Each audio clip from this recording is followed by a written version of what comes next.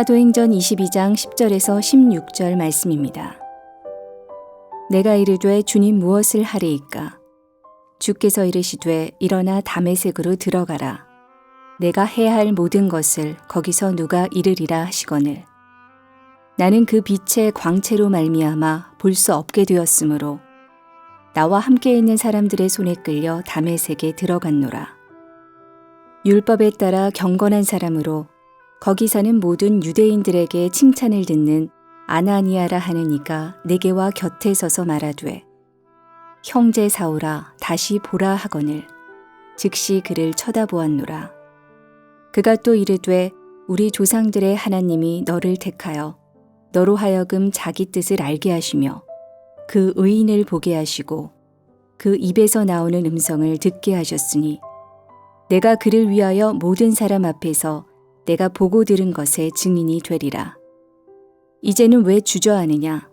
일어나 주의 이름을 불러 세례를 받고 너의 죄를 씻으라 하더라.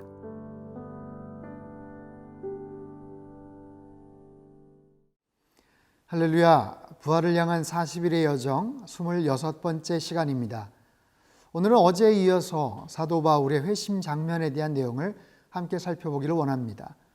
너무나도 특별했고 또 너무나도 중요한 그의 인생의 사건이었던 주님을 만났던 그 회심 장면이 사도행전 9장만이 아니라 22장, 26장에 걸쳐서 소개가 됩니다.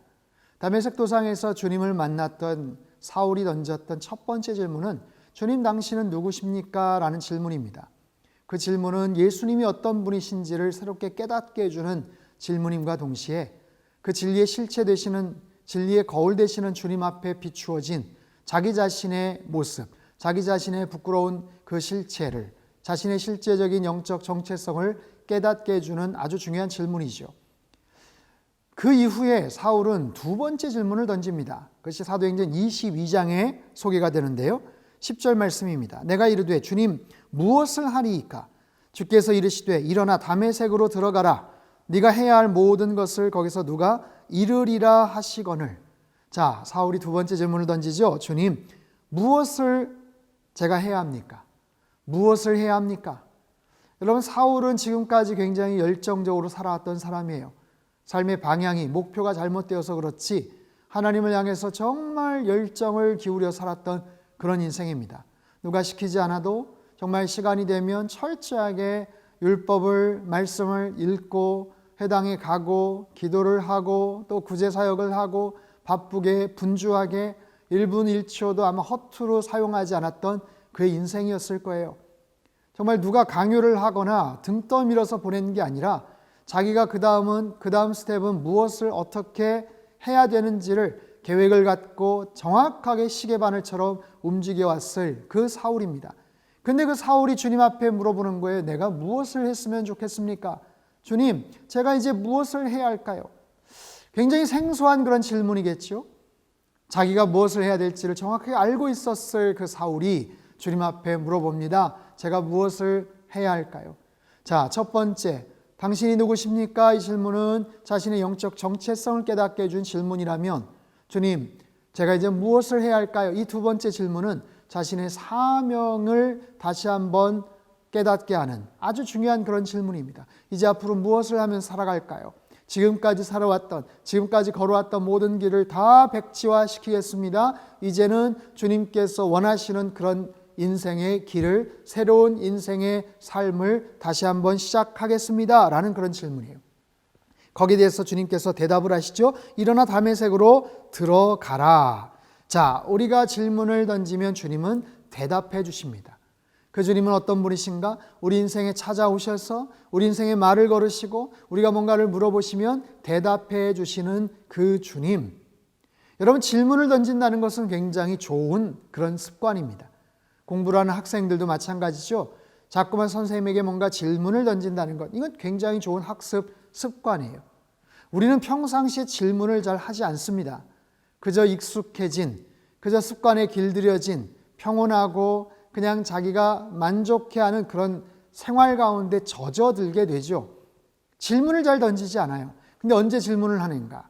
길이 막힐 때, 인생에 문제가 생길 때, 고비를 만날 때, 요즘같이 어려움에 있을 때 우리는 그런 질문들을 던집니다. 앞으로 어떻게 해야 되나?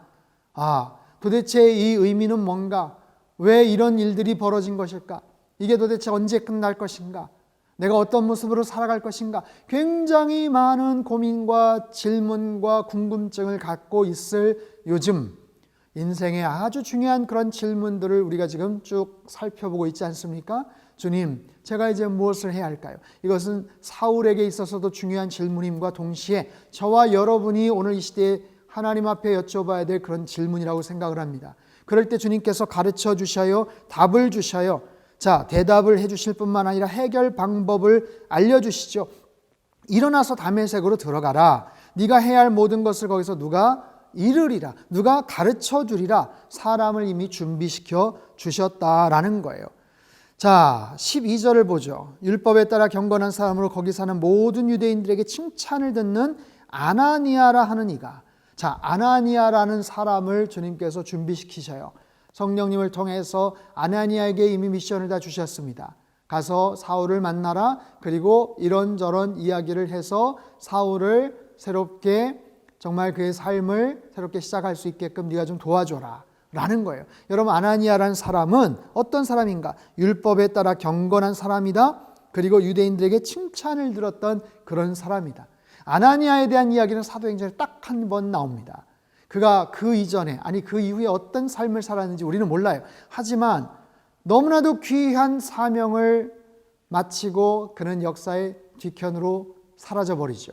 그것은 뭡니까? 사울이 바울 되게 하는, 사울을 회심시키는, 그리고 사울에게 세례를 주는, 그를 평생 눈먼 사람으로 살게 했던 눈의 비늘을 벗기게 하는 아주 중요한 역할을 하는 거예요. 자, 그가 주님 말씀에 순종을 합니다. 그리고 사울을 만나죠. 사울을 만나서 했던 첫 번째 그 부름을 보세요. 13절, 내게 와 곁에 서서 말하되 형제 사울아 다시 보라. 다시 보라는 거예요. 형제 사울아. 사실 사울을 형제라고 부를 수가 없죠. 크리스찬들을 핍박하기 위해서 자신과 같은 그런 하나님의 정말 신실한 그런 사람, 주님을 신실하게 믿고 따라갔던 사람들을 붙잡아서 옥에 가두려고 했던 그런 원수와도 같은 존재 아닙니까? 그럼에도 불구하고 형제 사울아 라고 정말 따뜻한 사랑의 마음을 가지고 부르는 거예요. 다시 봐라. 다시 보라는 거예요. 지금까지 삐뚤어진 그런 시선으로 봤다면, 지금까지 눈은 떴지만 보지 못한 채 살아왔다면, 이제 주님 만나서 새롭게 시작해라. 새로운 인생을 출발해라. 새로운 그런 시야를 가지고 삶을 다시 한번 관조하라 라는 거예요. 자, 그런 상황 속에서 주님께서 주셨던 굉장히 중요한 미션을 사울에게 알려주죠. 14절 15절입니다. 그가 또 이르되 우리 조상들의 하나님이 너를 택하여 너로 하여금 자기 뜻을 알게 하시며, 하나님께서 너를 택하셨다라는 거예요. 그리고 하나님의 그 위대하고 원대한 그 뜻을 알게 하시겠다라는 거예요. 그 의인을 보게 하시고 입에서 나오는 음성을 듣게 하셨다라는 거예요. 네가 그분을 다시 만나고 그분의 음성을 새롭게 듣고 이제 새로운 인생의 삶을 출발할 수 있다라는 거죠. 15절, 네가 그를 위하여 모든 사람 앞에서 네가 보고 들은 것에 증인이 되리라. 증인이 되리라. 자, 사울의 인생이 핍박하는 인생이 아니라, 주님을 방해하는 인생이 아니라 이제는 증인되는 인생, 주님의 십자가 사랑을 증거하는 인생, 주님의 복음을, 십자가와 부활의 그 놀라운 구원의 은총을 증거하는 그런 인생이 될 것이다. 증인되어 살으라 라는 거예요. 여러분, 이것은 변화된 사울에게만 주시는 특별한 어떤 미션이 아닙니다. 오늘 시대를 살아가는 수많은 사람들에게 궁극적으로 주시는 그런 삶의 목적이고 삶의 어떤 소명이에요. 많은 사람들이 고민을 합니다. 무엇을 할까? 앞으로 어떤 일들을 할까? 내가 어떤 모습으로 살아갈까? 답은 하나입니다. 증인이 되는 거예요. 직업이 뭐든, 당신의 재능이 뭐든, 내가 어떤 계획을 갖고 있든 좋아요. 그 모든 것을 통해서 궁극적으로 증인이 되라 라는 거예요. 예수님의 증인이 되라. 주님의 증인이 되어 살아가시기를 주님의 이름으로 축복합니다. 그것을 위해서 어떻게 해야 될까요? 16절, 이제는 왜 주저하느냐? 일어나 주의 이름을 불러 세례를 받고 너의 죄를 씻으라 하더라. 주저하지 말라는 거예요. 지체하지 말라는 거예요. 여러분, 지금까지 주님 만나셔서 어떤 길을 걸어오셨습니까? 주님 만나서 주님을 섬기고 또 여러 가지 일들을 하고 직분을 맡고 주님 사랑하면서 여태까지 잘 왔지요. 그러나 정말 더 궁극적으로 구체적으로 증인되어 살라라는 이 명령, 어쩌면 어느 정도 거리를 두고 그냥 적당한 모습으로 내가 지연하면서 그냥 어느 정도 선에서 만족하면서 살아왔을 우리의 인생 앞에 주님께서 오늘 이 말씀을 통해서 여러분에게 도전을 하세요. 주저하지 말라는 거예요. 지체하지 말라는 거예요. 코로나 바이러스 때문에 힘들고 어렵고 앞으로 삶에 걱정이 있지만 그 모든 것들 다 내려놓고 하나님 앞에 결단하라는 거예요. 순종하고 헌신하라는 거예요. 증인되어 살라는 거예요. 그리고 더 이상 지체하지 말라는 거예요. 시간이 얼마 남지 않을 수 있어요. 우리 인생에 남아있는 그 시간이 얼마 남지 않을 수 있어요. 더 늦기 전에 나에게 건강 주실 때, 시간 있을 때, 물질 있을 때 증인되어 살아가는 하나님의 거룩한 백성들 다 되시기를 주님의 이름으로 축복합니다. 사울이 여기서 깨지죠. 그 인생이 완전히 180도로 바뀌게 됩니다. 너무 늦은 거 아니야? 이제 와서 너무 좀 지체한 거 아니야? 싶지만 그렇지 않습니다. 그때서부터 사울은 표대를 향해서 지체함 없이 달려갔던 위대한 인생을 살게 됩니다. 2020년 코로나 바이러스로 생각하고 고민하고 질문하고 내 삶의 모든 것들이 멈춰버린 이 순간 주님을 향해서 여러분의 삶의 목적을 다시 한번 재세팅을 하십시오.